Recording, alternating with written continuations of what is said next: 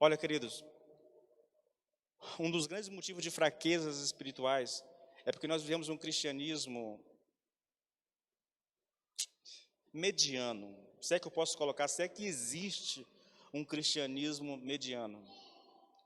A gente vem para a igreja semana após semana, talvez até leia a Bíblia em casa uma vez ou outra, talvez tenha algum momento de oração, mas o nosso coração nunca desejou profundamente ouvir a voz de Deus, ter uma experiência com Deus. E por causa disso, nós nunca experimentamos isso. Então a gente vive aquela vida cristã, sabe? E a gente se psicoadapta àquela realidade. Eu sou crente, eu vou para a igreja, eu oro, eu leio a Bíblia, eu faço as minhas contribuições e tudo.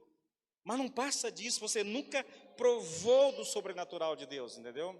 Você nunca mergulhou um pouquinho mais, você nunca entrou as águas estão apenas no tornozelo o tempo todo, nunca sai do tornozelo, entendeu? Quando a intenção de Deus é que você mergulhe cada vez mais nesse rio do Espírito e você experimente cada vez mais do poder do Espírito na tua vida. Se você não tem esse desejo, querido, eu queria te incentivar a buscar isso. Busque, irmãos. Não se contente apenas via igreja, não se contente apenas em ler a Bíblia, não se contente apenas com um momento de oração em casa ou com os cultos. Nosso Deus é um Deus vivo, irmãos. O nosso chamado é para viver em novidade de vida. Aqueles que têm o Espírito, diz a palavra, eles experimentarão da abundância do Espírito, sabe? Rios de águas vivas fluirão deles. Então nós não podemos nos conformar, querido, com o cristianismo sem vida, onde nós não temos alegria. Vocês sabiam, eu comecei a ler a Bíblia observando exatamente isso. Toda vez que a Bíblia fala de conversão, a consequência imediata à conversão, sabe qual é, irmãos? Alegria. Alegria. A alegria é uma enorme característica de um cristão. Quando eles recebem o Espírito Santo, eles são tomados por uma alegria sobrenatural. É impressionante essas coisas, querido. Olha, querido, nós lemos o versículo 12, que diz assim: ora, nós não temos recebido o Espírito do mundo, e sim o Espírito que vem de Deus, para que conheçamos o que por Deus nos foi dado gratuitamente. Agora veja como é que começa o versículo 3. Quando Paulo diz assim: disto também falamos. Quando ele diz isso, querido, disto também falamos, ele continua falando a respeito daquilo que nós recebemos gratuitamente, a respeito das coisas que Deus tem preparado para aqueles que o amam. Você quer ver uma coisa interessante? Olha o versículo 13, vou ler ele agora. Disto também falamos. Esse disto aqui fala das coisas que não foi dado gratuitamente. Não em palavras ensinadas pela sabedoria humana.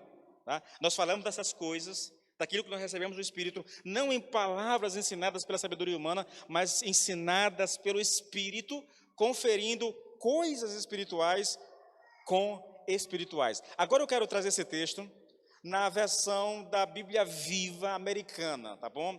Olha como é que ela coloca isso, irmãos. Quando lhes dizemos isso, está falando da mensagem do Evangelho ainda, quando lhes dizemos isso, temos empregado as próprias palavras que nos foram dadas pelo Espírito Santo, e não palavras que nós, como homens, pudéssemos escolher. Então, veja só, Paulo está dizendo, olha, quando nós pregamos a vocês o Evangelho, quando nós anunciamos o plano de salvação a vocês, nós fizemos isso através ou empregando as palavras que nos foram dadas pelo próprio Espírito Santo, tá? Não são palavras que nós como homens escolhemos, não, são palavras que o Espírito nos deu para falar, que o Espírito nos ensinou a falar, na verdade. Aí ele termina dizendo, interpretando verdades espirituais para os que são espirituais. E aqui, querido, ser espiritual aqui significa ter o Espírito Santo. Nós não podemos espiritualizar demais aqui, não. Ser espiritual significa ter o Espírito Santo. Bom, Paulo está dizendo aqui aos irmãos de Corinto que quando ele pregou o evangelho a eles, ele não pregou isso em palavras ensinadas pela sabedoria humana, mas ensinadas pelo Espírito. Ou dizendo isso de outra maneira, aí eu cito novamente o texto da Bíblia Viva, né? As próprias palavras que nos foram dadas pelo Espírito Santo e não palavras que nós como homens pudéssemos escolher. Eu não sei se você consegue entender, querido, eu vou fazer isso lá nas aplicações, eu vou falar sobre isso aqui, mas é muito importante que você entenda. Paulo diz, olha, quando nós fomos até vocês, nós não pregamos nossas ideias, nós não pregamos aquilo que achávamos que devíamos pregar, nós pregamos aquilo que o Espírito nos disse para pregar. É isso que está sendo dito nesse texto, irmãos. E o ensino é muito claro, irmãos, tá? O ensino é muito claro. Foi o próprio Espírito Santo quem impulsionou Paulo a pregar a mensagem da maneira como ele fez. Essas palavras foram ensinadas pelo Espírito Santo.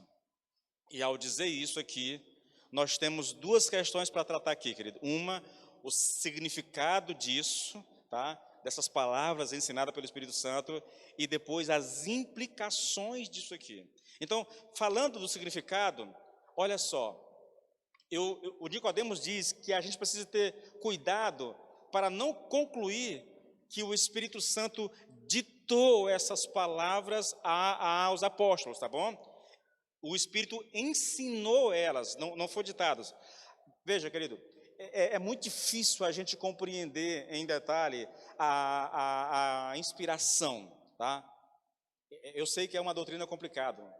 A palavra que Paulo usa, que o Novo Testamento usa para inspiração, é soprar. É o sopro de Deus. Como é que isso ocorre? Não sei. Mas duas coisas é muito clara, tá bom? O apóstolo está falando da parte de Deus, sem que a sua personalidade e o seu conhecimento seja anulado. Em outras palavras, o apóstolo não é um Chico Xavier da vida. Ah, não dá para fazer, né? Coloca a mão aqui e começa a rabiscar, entendeu? Não é isso, não é psicografia não, irmãos, tá bom?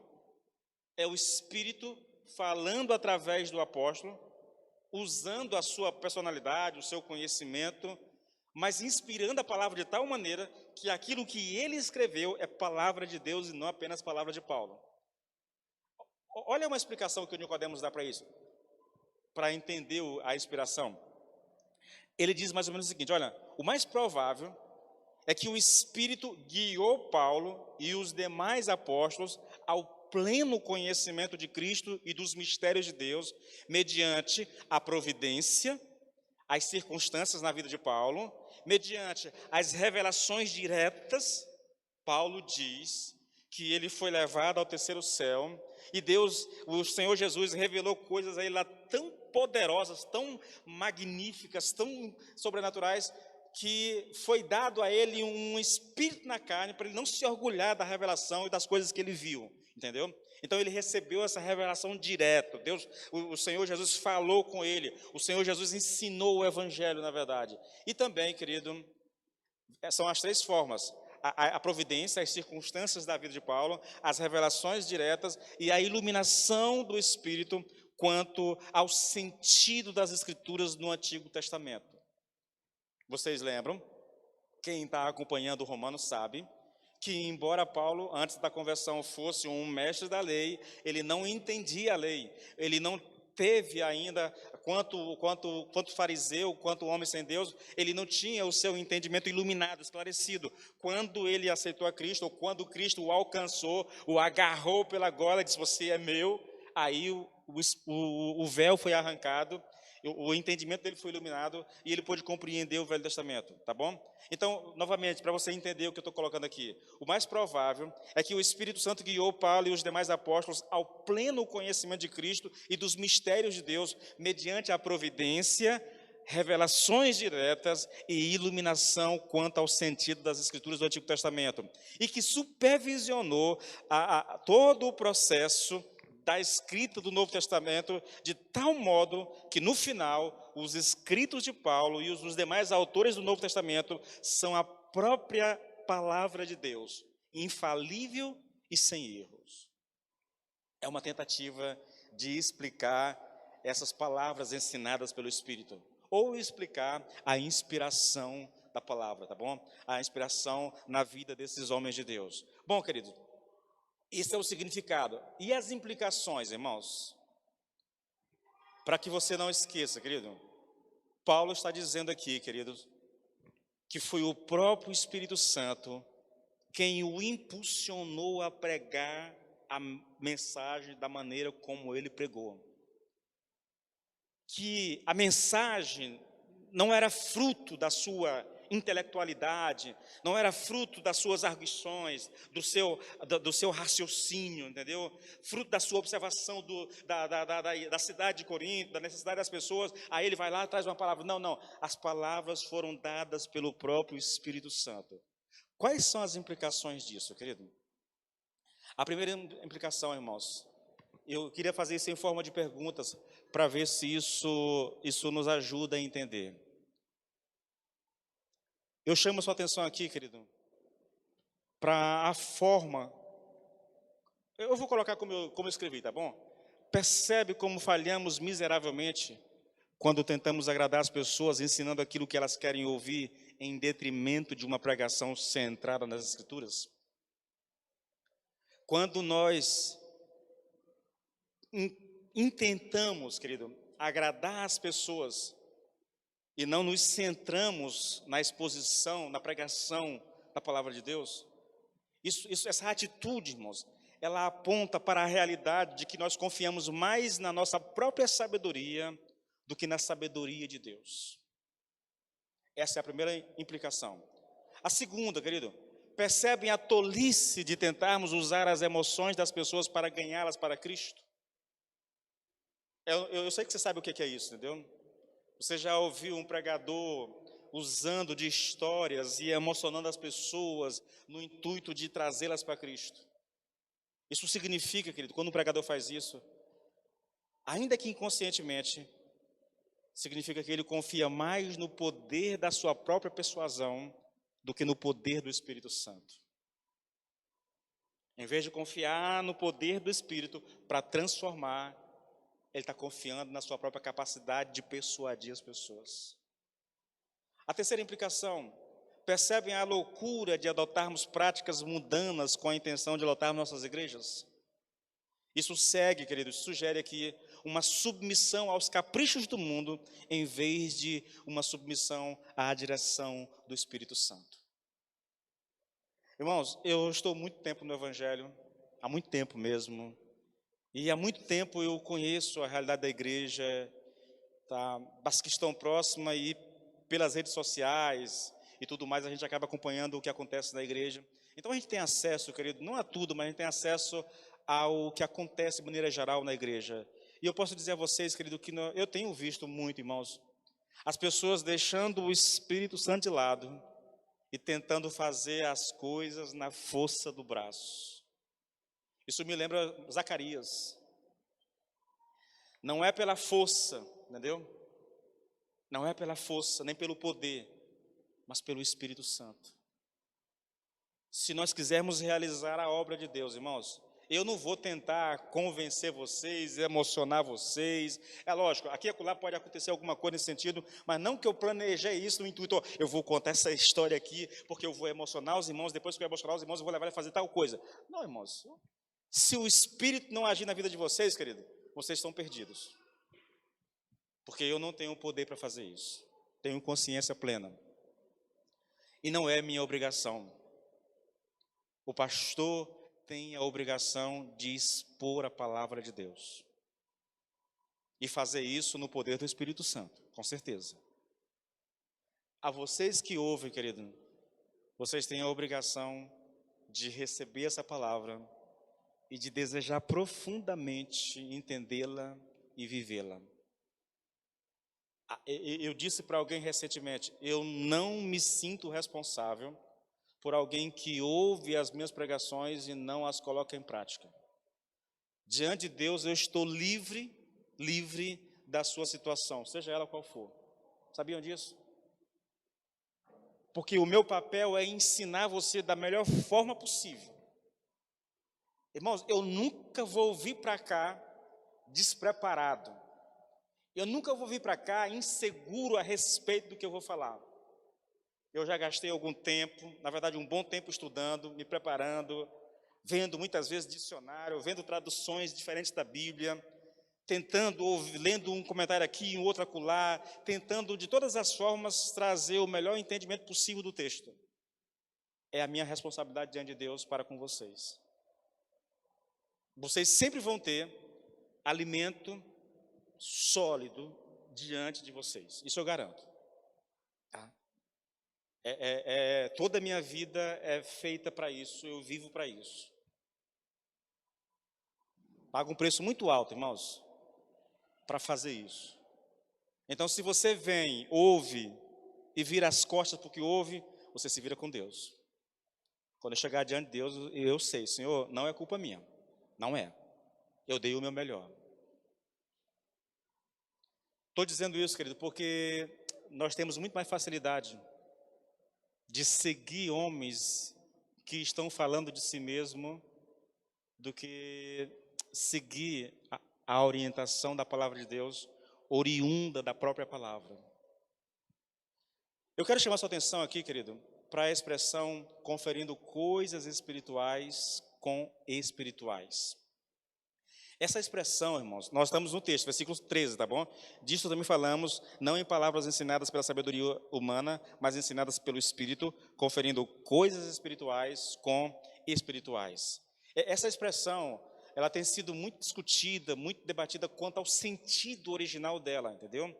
E uma forma de você perceber isso, queridos, e hoje eu passei um bom tempo hoje de manhã, li várias traduções diferentes olhando essa expressão, e elas vão sendo trabalhadas e modificadas de acordo com a tradução. Olha só, a nova Bíblia Internacional, a NVI, ela traz esse texto assim, explicando verdades espirituais a pessoas espirituais. Lembra? Eu li aqui a ARA, a revista atualizada, conferindo coisas espirituais com espirituais. A NVI já traz, explicando verdades espirituais a pessoas espirituais. A King James diz, interpretando verdades espirituais para os que são espirituais. E a Viva Americana diz, assim, usamos as palavras do Espírito Santo para explicar as realidades do Espírito Santo. Você percebe? Embora no geral, tudo aponta para o mesmo lugar, tá bom? Mas, como é um texto mais difícil, eu vou pedir ajuda aqui aos universitários. Eu vou trazer para cá o Nicodemos, o D.A. Carson, tá bom? E mais um outro aqui que eu estou acompanhando, que é o Gordon Fee. O Nicodemos diz, explicando esse texto, tá bom? Nicodemos diz que aqui Paulo está dizendo de que maneira os apóstolos transmitem as coisas do Espírito, que é por intermédio das palavras espirituais, isto é, ensinadas pelo Espírito. Quando o texto fala de palavras espirituais, Nicodemos diz que o sentido dessa expressão são palavras que são ensinadas pelo Espírito, por isso são espirituais. D.A. Carson diz o seguinte, ele diz que em seu ministério Paulo, impulsionado pelo Espírito, explicava as coisas espirituais, e aí ele diz aqui que as coisas espirituais é uma referência à mensagem da cruz, tá bom? A mensagem da cruz, o evangelho, na verdade. Então, ele diz assim, olha, ele diz que em seu ministério, Paulo, impulsionado pelo Espírito Santo, explicava as coisas espirituais em palavras espirituais. Aí ele explica o que ele quer dizer, explicar coisas espirituais em palavras espirituais. Ele diz que isso significa ensinar isso em palavras apropriadas à natureza da mensagem. Está um pouco confuso, não tá? Agora, o Gordon Fee, ele diz assim, olha, ele diz que o mais provável é que Paulo tinha em mente algo como explicar as coisas do Espírito. Essas coisas do Espírito são mencionadas no versículo 12, nós já falamos sobre ela, tá bom? E no versículo 9 também. Ou por meio das palavras ensinadas, ensinar as coisas do Espírito por meio das palavras ensinadas pelo Espírito. Aí ele explica o que é isso. Ele está falando de usar uma linguagem adequada à mensagem e não com sabedoria humana. Eu não vou tratar isso aqui, eu fiz algumas anotações aqui, querido. Por exemplo, o Nicodemos fala de palavras espirituais, o D.A. Carson fala de coisas espirituais, e o Gordon Fee fala de coisas do Espírito. Essas três expressões têm o mesmo sentido, tá bom? É a mesma coisa, mas cada um trabalhando de uma perspectiva diferente. Cada um com seu entendimento. Mas elas apontam, novamente, todas as explicações apontam para a mesma realidade, querido. Para a mesma realidade. E aí, irmãos, olha só. Quando a gente olha esse texto, quando você pega esse texto, essas coisas, interpretando coisas espirituais para pessoas espirituais, né? Aqui a gente extrai aqui, desse versículo 3 aqui, algumas explicações, querido. E eu queria trazer para ti aqui algumas coisas interessantes. Primeiro, Paulo está dizendo aqui nesse texto que foi o próprio Espírito Santo quem o ensinou a evitar a palavra de sabedoria. Vou ler o texto. Disto falamos não em palavras ensinadas pela sabedoria humana, mas ensinadas pelo Espírito, conferindo coisas espirituais com espirituais, ou interpretando coisas espirituais para pessoas espirituais. A ideia do texto é que Paulo está dizendo aqui que foi o próprio Espírito Santo quem o ensinou a evitar a sabedoria de palavras, que ele está dizendo o seguinte: olha, o Espírito não me deixou usar a sabedoria humana, né, a sabedoria dos sábios. Ele não me deixou usar a minha capacidade, o meu raciocínio. Ele me mostrou o que tinha de falar, querido. E como é que o Espírito Santo faz isso, né? E por que ele faz isso, na verdade? Porque essa sabedoria de palavras, ela esvazia o poder da cruz. Olha que coisa interessante. Esse texto aqui, no versículo 13, ele está conectado lá com o versículo 17 do capítulo 1, onde Paulo diz assim: afinal, Cristo não me enviou para batizar, mas para pregar o evangelho, não com sabedoria de palavra, para que não se anule a cruz de Cristo. Você percebe aqui uma coisa? Foi o Espírito que me enviou, na verdade, para pregar o evangelho. Mas ele não me enviou para pregar o evangelho em sabedoria de palavras. Porque se eu fizesse isso, eu esvaziaria a cruz de Cristo. Eu anularia a mensagem do evangelho. Então o Espírito o dirigiu naquilo que ele ia pregar. A segunda explicação aqui, querido, é mais interessante ainda. Foi também o Espírito Santo quem o levou a abster-se do tipo de pregação retórica e imaginativa caracterizada por linguagem persuasiva de sabedoria. Isso aqui me conecta mais uma vez agora ao capítulo 2, mas lá no comecinho, do versículo 1 até o 5. Olha o que Paulo diz lá. Escute isso aqui, olha. Irmãos, quando eu estive com vocês, anunciando-lhes o mistério de Deus, não o fiz com ostentação de linguagem ou de sabedoria, porque decidi nada saber entre vocês a não ser Jesus Cristo e este crucificado. Isso aqui, querido, já está apontando, quando Paulo vai com essa disposição aqui é algo que é o Espírito Santo que está conduzindo ele, na verdade, entendeu? É o Espírito Santo que está dirigindo Paulo, ensinando o caminho a Paulo e dizendo: Paulo, abre mão de toda a sabedoria humana, abre mão de toda a ostentação de linguagem, não usa o mesmo método dos filósofos daquela época, daquela cidade. A mensagem é uma só. Olha, versículo 3, e foi em fraqueza, temor e grande temor que eu estive em vocês. A minha palavra e a minha pregação não consistiram em linguagem persuasiva de sabedoria, mas em demonstração do Espírito e do poder, para que a fé de vocês não se apoiasse em sabedoria humana, mas no poder de Deus. Então, quando Paulo faz isso, querido, ele faz isso direcionado e movido pelo Espírito Santo, a evitar todo e qualquer tipo de discussão filosófica em relação à palavra de Deus. A mensagem é uma só, querido: Cristo e Cristo crucificado, entendeu? Essa é a mensagem do Evangelho. Nada de enfeite, nada de adereços, nada, absolutamente nada, entendeu? Apenas a mensagem, apenas a mensagem. Nada de retórica, não é que Paulo não soubesse, ele sabia, ele era um cara muito intelectual, muito inteligente, mas nada disso Por quê? Para que a fé das pessoas não se apoiasse em sabedoria humana, mas no poder de Deus. Eu digo a vocês que essa é uma das grandes dificuldades nossa como pregador. Confiar no poder de Deus.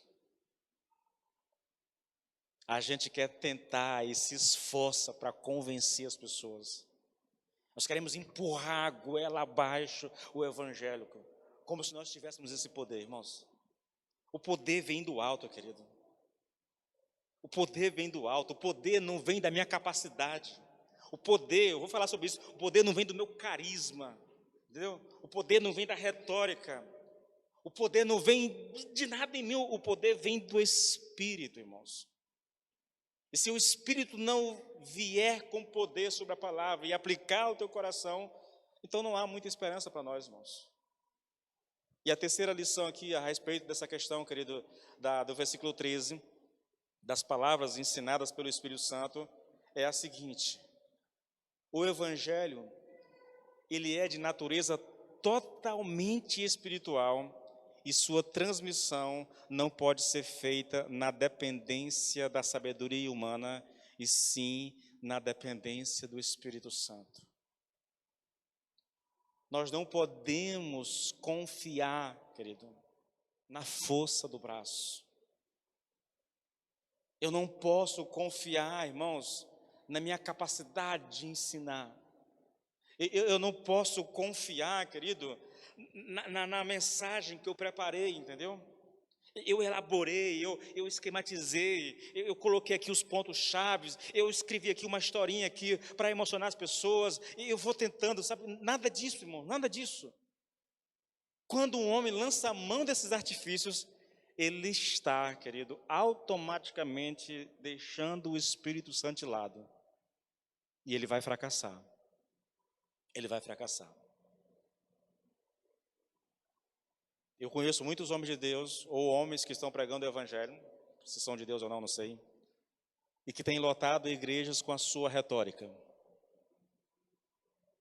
Isso acontece, querido. Mas o drama, irmãos, é que uma igreja lotada não significa crentes salvos. Ah, pastor, isso é inveja, pastor. Você pensa o que você quiser.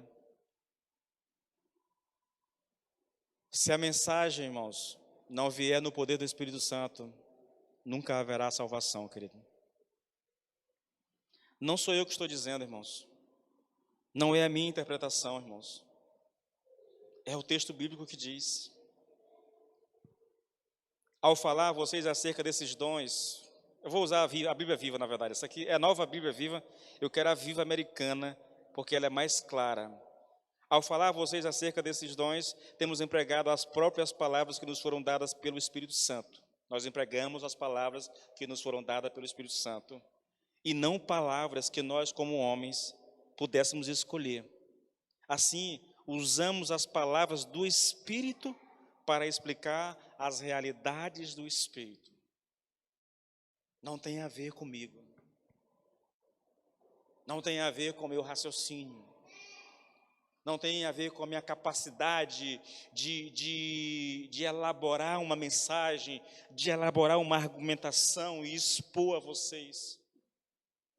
Tem a ver com o Espírito Santo, querido, agindo através da palavra.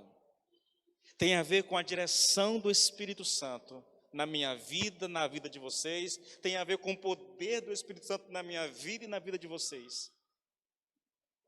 Eu queria fazer algumas aplicações aqui, irmãos, que eu julgo ser extremamente importante. Eu tenho duas aplicações que eu considero extremamente importantes para a compreensão do que nós estamos estudando. Você percebe que nós estamos basicamente no versículo 13, só o versículo 13, tá?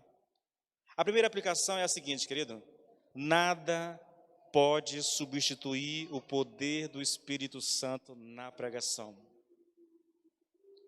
Retórica, carisma, histórias para emocionar, constrangimento. Quem nunca foi constrangido por um pastor querendo forçar você a aceitar Cristo, irmãos? Muitas vezes envergonhando o irmão no meio da igreja, porque quer fazer com que você aceite Cristo. E muitas vezes a pessoa vem aqui à frente mesmo só para se livrar do constrangimento. E aí o pastor ainda diz, glória a Deus, mais uma alma para Jesus. Oh, meu Deus do céu. Quanta criancice, irmãos. Quanta criancice, querido. É querer assumir o papel do Espírito Santo na salvação do homem, querido. Isso não funciona. Aquele camarada que veio aqui à frente por causa do constrangimento nunca mais volta na igreja. Naquela não. Retórica, carisma, histórias para emocionar, constrangimento, pregação centrada nas pessoas, dizendo a elas aquilo que elas querem ouvir. Todas essas coisas são usadas muitas vezes como substitutas do poder do Espírito Santo. Se nós não tivermos cuidado, querido, se nós não vigiarmos constantemente, a gente acaba lançando mão dessas coisas, dessas ferramentas. Nós temos que ter muito cuidado, querido. Quem ensina, e não precisa estar no púlpito para ensinar não, tá bom, querido? Quem ensina, quem está pregando para um colega em particular, quem está pregando numa célula, quem está falando de Cristo para alguém, tem que ter muito cuidado para não tentar, irmão, substituir o Espírito Santo por algum tipo de estratégia que você achou interessante. Escute e grave bem o que eu vou te dizer. Toda e qualquer estratégia puramente humana que não leva em consideração o poder do Espírito Santo no que diz respeito à conversão ou transformação das pessoas, produzirá, no máximo, pessoas religiosas. Eu vou repetir, querido. Toda e qualquer estratégia puramente humana que não leva em consideração o poder do Espírito Santo no que diz respeito à conversão ou transformação das pessoas, produzirá, no máximo, pessoas religiosas. Não pode salvar, querido. Não pode transformar, irmãos. Só o Espírito Santo transforma o coração do homem. Só o Espírito Santo pode remover o véu que está colocado sobre o entendimento das pessoas, querido, abrindo esse entendimento para que elas creiam na mensagem do Evangelho. A estratégia humana, a sabedoria humana, os artifícios humanos usados, nada disso pode libertar o ser humano, nada disso pode salvar o ser humano, nada disso pode transformar a vida de uma pessoa. Só o poder do Espírito Santo faz isso. Eu desafio vocês, querido, a virem para as terças-feiras, irmãos. Nós temos ensinado tanto isso. Eu tenho repetido tanto isso, querido, nas terças-feiras, falando a respeito dessa questão, de como o engano religioso leva as pessoas a usar as escrituras de forma errada, entendeu? De como as pessoas se enchem de orgulho por causa do conhecimento que eles têm da Bíblia, quando na verdade não há mudança, não há transformação, não há nenhum sinal, nenhuma evidência de que ela foi realmente transformada. Mas ela é religiosa e está conformada com a sua religiosidade. Pensa que ser crente é só ir à igreja, pensa que ser crente é só fazer alguma contribuição, é só ler 2 capítulos por dia. Ô irmãos, todas essas coisas são preciosas demais, mas se você pôr a sua confiança apenas nessas coisas, você poderá estar perdido e nem sabe, queridos. A segunda aplicação, irmãos, nada pode substituir o valor de um ensino totalmente centrado nas Escrituras Sagradas. Oh, queridos, como isso é essencial para a saúde da igreja. Ensino centrado nas Escrituras, sem a preocupação em querer agradar as pessoas, sem o medo de a mensagem ser ofensiva, sem medo, querido, de parecer ridículo muitas vezes, entendeu? De ser chamado de antiquado muitas vezes. Centrar todo o ensino nas Escrituras Sagradas, expor as Escrituras. Atos 20, versículos 26 e 27, irmãos. Paulo está reunido com a igreja de Éfeso, os líderes da igreja. Ele está indo para Jerusalém, ele vai ser preso em Jerusalém, e ele diz para aquela igreja que talvez eles nunca mais vejam Paulo. Ele está reunido ali, dando algumas orientações, até que ele diz isso aqui: olha, portanto, no dia de hoje, testifico diante de vocês que estou limpo do sangue de todos vocês, porque jamais deixei de lhes anunciar todo o plano de Deus.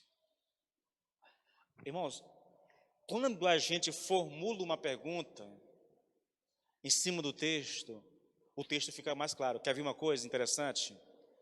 Por que Paulo diz que está limpo do sangue daqueles irmãos? Volte para o texto. E a resposta de Paulo é essa: porque jamais deixei de lhes ensinar, de lhes anunciar todo o plano de Deus. Porque eu preguei todo o plano de Deus, todo o conselho de Deus, eu estou livre do sangue de vocês. O que ele está dizendo? Se vocês se perderem, problema de vocês, não é problema meu, porque eu lhes anunciei todo o conselho de Deus, todo o plano de Deus, toda a vontade de Deus. Eu preguei toda a escritura a vocês, eu ensinei vocês. Estou livre agora do sangue de vocês. Eu não tenho responsabilidade se vocês se perderem, porque eu fiz aquilo que Deus me mandou fazer. Isso lembra, sabe o que, querido? Isso lembra Ezequiel 18. Ezequiel, se eu te disser, vai e anuncia o pecado dessa pessoa, se você não for e essa pessoa morrer no seu pecado, ela vai morrer no seu pecado, ela é responsável pelo seu pecado, mas você também é responsável pelo sangue dele, porque eu mandei você ir e você não foi. Mas se eu disser a você, vai, e você for, e essa pessoa morrer no seu pecado, você está livre do sangue dela, porque você foi e alertou ela, e avisou ela. É o que Paulo está dizendo aqui, irmãos. É exatamente isso que Paulo está dizendo aqui. No dia de hoje, testifico diante de vocês que eu estou limpo do sangue de vocês. Não há culpa em mim de forma alguma pelo sangue de... Se vocês se perderem, a culpa é de vocês. Por quê? Porque eu jamais deixei de lhes anunciar todo o conselho de Deus. Eu não sou um Paulo da vida, querido, mas eu tenho consciência de que eu tenho me esforçado dia após dia, semana após semana, mês após mês, ano após ano, para anunciar todo o conselho de Deus. O pregador, querido, pastor, o que é isso, pastor? Eu vou já falar sobre essa questão do conselho de Deus, né? O pregador não deve ser seletivo na hora de pregar as Escrituras. Romanos 3, versículo 10, 11. Esse negócio não é para mim não, essa mensagem é muito ofensiva. Eu vou lá para aí ele acha um textozinho bacana para pregar, entendeu? O Senhor te ama, o Senhor tem um plano maravilhoso para a tua vida, teu nome está escrito na palma da mão do Senhor. E aí ele começa a selecionar os textos que vai ensinar. Por quê? Porque ele quer agradar as pessoas. Ele não tem coragem de expor todo o conselho de Deus. O chamado do pregador, querido, é para pregar toda a Bíblia. É para expor o texto bíblico e não apenas usar um texto ou outro para respaldar as suas próprias ideias, irmãos. Versículo 13, mais uma vez, querido. Temos empregado as próprias palavras que nos foram dadas pelo Espírito. Não fomos nós que escolhemos o que pregar, foi o Espírito que disse o que tinha que pregar. Eu vou pregar lá para Corinto. A cidade de Corinto é uma cidade cosmopolita, é uma cidade metropolitana, cheia de muita gente, o comércio lá é muito grande, o movimento filosófico lá é muito grande, as pessoas gostam de filosofia, então acho que eu vou abordar a mensagem dessa perspectiva aqui. Eu vou usar uma linguagem parecida com as do filósofo, para ver se eu consigo atrair as pessoas. O Espírito Santo disse, não. Lembrei da Isabela. Não. A mensagem é uma só, Cristo e este crucificado, é só isso. Esqueça a sabedoria humana, esqueça as pessoas, o que elas acham que devem ouvir. Eu vou te dizer o que você tem que pregar. É isso, irmãos. Deveria ser assim. E por que muitas vezes, querido, nós somos seletivos quanto ao texto bíblico? Eu já dei a resposta, querido. É porque nós queremos agradar as pessoas. Porque sabemos, querido, que expor todo o conselho de Deus implicará em mensagens desagradáveis, que apontarão os pecados das pessoas, e isso pode fazer com que percamos público. E como consequência de perder público, nós tenhamos uma diminuição nas entradas da igreja. E como nós não queremos que as entradas diminuam, nós vamos dizer a elas aquilo que elas querem ouvir. 2 Timóteo 4, a partir do versículo 1, escute com muita atenção, querido, com muita atenção. Portanto, eu insisto diante de Deus e diante de Cristo Jesus, que um dia julgará os vivos e os mortos, quando aparecer para estabelecer o seu reino, que pregue insistentemente a palavra de Deus em todos os momentos, sempre que tiver a oportunidade, a tempo e a fora de tempo, quando for conveniente e quando não for, corrija, repreenda, estimule-os a fazer o bem e esteja todo o tempo alimentando as pessoas pacientemente com a palavra de Deus. Por que essa preocupação toda de Paulo com Timóteo? Porque chegará uma época quando as pessoas não suportarão a verdade, mas andarão de um lado para o outro, procurando mestres que lhe digam apenas aquilo que desejam ouvir. Você pode ter certeza que nós estamos vivendo exatamente essa época. O irmão vem para a igreja e ele ouviu a mensagem que o desagradou. Provavelmente confrontou o seu pecado. Não gostei desse pastor. O pastor é muito chato. Aí ele vai para outra igreja. Vai tentar ouvir alguma coisa agradável por lá, entendeu? Aqui, nós somos limitados porque a cidade é pequena, irmãos. Mas se você chegar bem em Imperatriz, você sai aqui, anda 20 metros, tem outra igreja, entendeu? Você sai de lá, anda mais 20 metros, tem outra igreja. Para todos os gostos, para todos os tipos. E as pessoas ficam pulando de galho em galho, de igreja em igreja, tentando ouvir aquilo que é agradável a elas.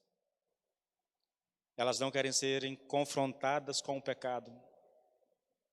Elas não querem que o pregador aponte o dedo e diga, olha, corrija a sua vida, conserte a sua vida. Você sabe qual é o grande drama disso tudo, queridos?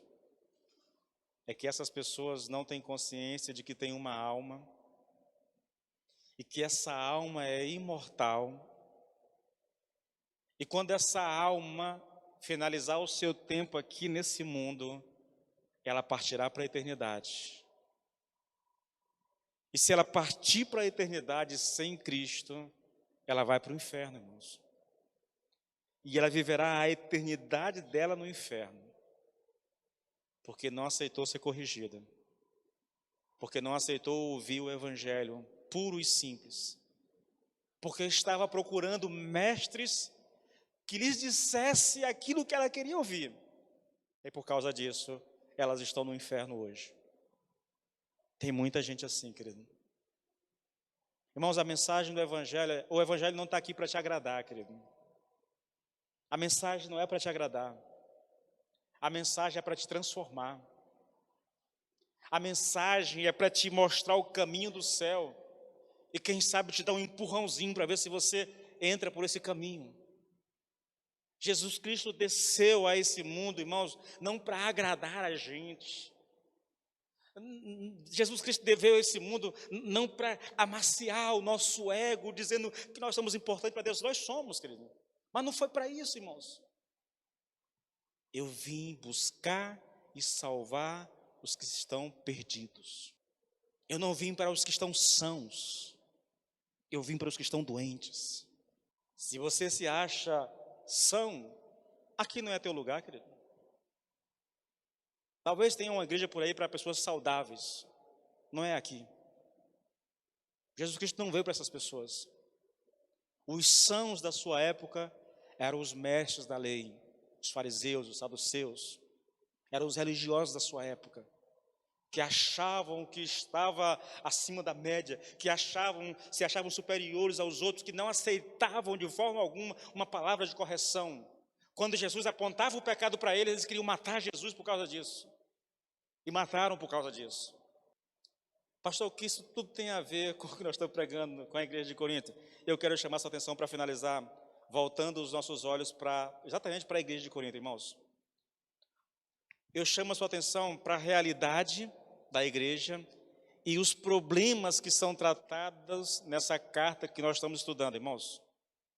Apesar da igreja de Corinto ter sido pastoreada por homens como Paulo e Apolo, seus líderes, ou pelo menos a maioria deles, abandonaram todo o conselho de Deus e estavam mais preocupados em atrair pessoas para os seus grupos. Nós somos o de Paulo e nós queremos atrair vocês para cá. Nós somos o de Apolo e nós queremos vocês conosco. Nós somos o de Pedro e nós queremos... E aí, está todo mundo tentando atrair as pessoas para cá. Como é que atrai as pessoas para o seu lado? Dizendo a elas aquilo que elas querem ouvir. Contando vantagem a respeito de si mesmo. Usando a sabedoria humana.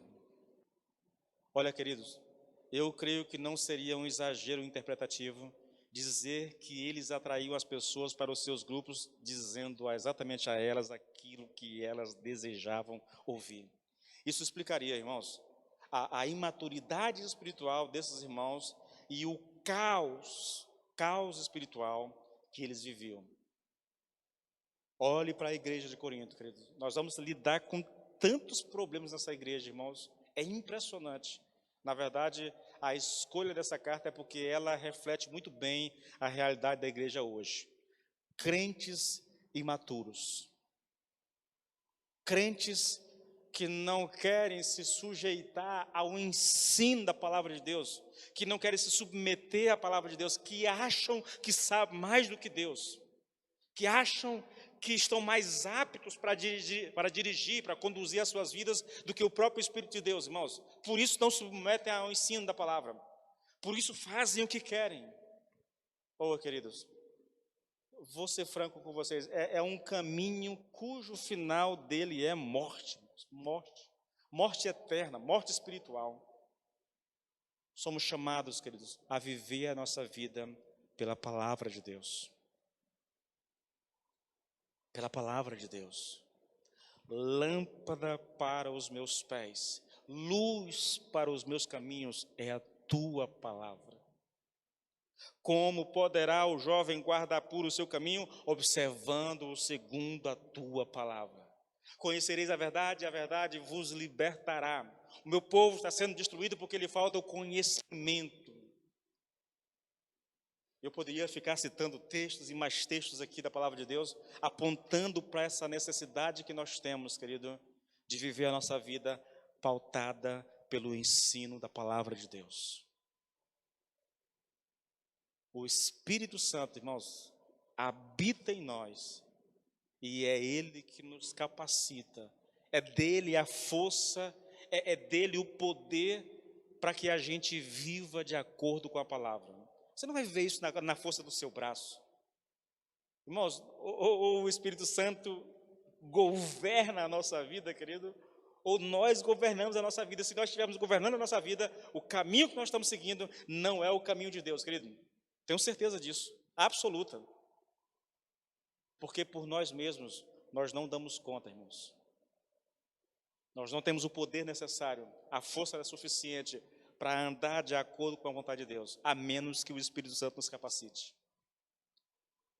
E aqui por último, querido, para finalizar, busque o Espírito Santo. Dependa dele. Clame a Deus pela plenitude do Espírito Santo na tua vida. Busque de todo o coração o batismo com o Espírito Santo, irmãos. Está na hora de nós voltarmos a nossa mente e o nosso coração, a nossa vontade, querido, para uma busca permanente pelo Espírito Santo. Porque, querido, vem dele o poder, vem dele a graça, vem dele a direção. Tudo que nós necessitamos para uma vida bem-sucedida nos caminhos do Senhor, vem do Espírito Santo. E sem ele, nós não conseguiremos andar de acordo com a vontade de Deus. Então, eu deixo esse apelo, querido, de todo o meu coração, busque, peça pelo batismo. João disse, olha, eu batizo vocês com água, mas depois de mim vem alguém que os batizará com o Espírito Santo. é Jesus que nos batiza com o Espírito Santo, irmãos, e nós devemos anelar e buscar isso constantemente. Eu oro por isso praticamente todos os dias da minha vida, irmãos. Senhor Jesus, batiza-me com teu Santo Espírito. É 2 orações que eu faço constantemente. Senhor Jesus, batiza-me com teu Santo Espírito. Espírito Santo, revele-me Jesus. Porque são necessidades cruciais para a nossa caminhada com Deus. Se coloque de pé, por favor, em nome de Jesus, querido. Senhor, meu Deus e meu Pai, nós te louvamos e te bendizemos, Pai. Nós damos graça pelo imenso privilégio, Senhor, e pela grande responsabilidade que temos de pregar a Tua palavra, Senhor. Ajuda-nos, Espírito Santo de Deus, ajuda-nos a compreender a Tua palavra. Faz com que a palavra chegue ao nosso coração, Espírito Santo, com poder de transformar, com poder de mudar a nossa vida, no nome do Senhor Jesus. Tire o coração de pedra, Senhor, meu Deus, Pai. Tire todo o egocentrismo do nosso coração, Senhor, e nos ensina a andar nas pegadas de Jesus. Se alguém quiser vir após mim, disse o Senhor Jesus, negue-se a si mesmo, tome a sua cruz e siga-me. Nos ajude, Espírito Santo, a fazer isso, em o nome do Senhor Jesus Cristo. Amém. Amém, queridos.